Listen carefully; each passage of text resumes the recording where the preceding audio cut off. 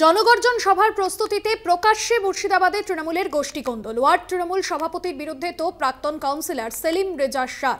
রবিবারের জনগর্জন সভার প্রস্তুতিতে ডোমকল টাউনের ৩ নম্বর ওয়ার্ডের বাসিন্দাদের উদ্দেশ্যে সভায় যাওয়ার ডাক দেন বিদায়ী কাউন্সিলর সেলিম রেজা শাহ। পাশাপাশি প্রস্তুতি সভা থেকে ওয়ার্ড সভাপতির বিরুদ্ধে একাধিক অভিযোগ তুলে তাকে অযোগ্য বলে বিস্ফোরক মন্তব্য করেন তিনি।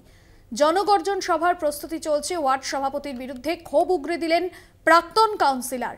জেলায় জেলায় সেই ছবি যেরকম চোখে পড়ছে, তারই মাঝে অস্বস্তিতে জেলা তৃণমূল। রাকিবুল ইসলাম রয়েছেন আমাদের সঙ্গে ফোন লাইনে।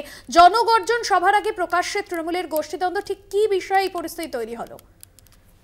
দেখো, মুর্শিদাবাদের ডোমকল পৌরসভা অর্থাৎ ডোমকল টাউনের ৩ নম্বর ওয়ার্ডে একটি প্রস্তুতি সভা ডাকা হয়েছিল গতকাল সন্ধ্যায়। সেই প্রস্তুতি সভা চলছিল, সেই সময় সেখানে টাউনের দুঃখিত সেখানে ওয়ার্ড সভাপতি তাকে লক্ষ্য করা যায়নি। অর্থাৎ সেই প্রশ্ন করতেই প্রাক্তন কাউন্সিলর সেলিম রেজা শাহ তিনি কিন্তু বলেন যে অযোগ্য টাউন ওয়ার্ড সভাপতির ফলে তিনি কোন রকম দলের সঙ্গে যোগাযোগ রাখেন না, ঠিকঠাক দল করেন না, এমনটাই কিন্তু বিস্ফোরক মন্তব্য করেন ওয়ার্ড সভাপতির বিরুদ্ধে প্রাক্তন কাউন্সিলর, এমনটাই।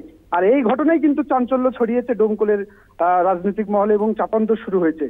ফলে প্রকাশ্যে যে গোষ্ঠীকন্দল তৃণমূলে সেটা কিন্তু দেখাই যাচ্ছে ডোমকলে, এমনটাই কিন্তু ছবি দেখিয়েছি আমরা। একদমই, ধন্যবাদ জানাবো রাকিবুল।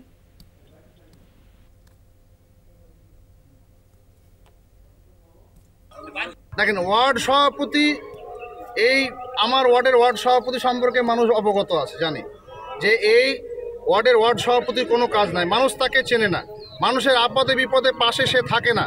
সুতরাং সে 25-30 বছর কোথা থেকে আর্মি কোনো একটা জায়গায় কাজ করতো, করে এসে উড়ে এসে বসন্ত কোকিলের মতন সে জুড়ে বসেছে, তার কোনো কাজ নাই, মানুষ তাকে চায় না, মানুষ তাকে প্রত্যাখ্যান করে। সুতরাং তাকে দিয়ে সামনে কোনো ভোট হতে পারে না।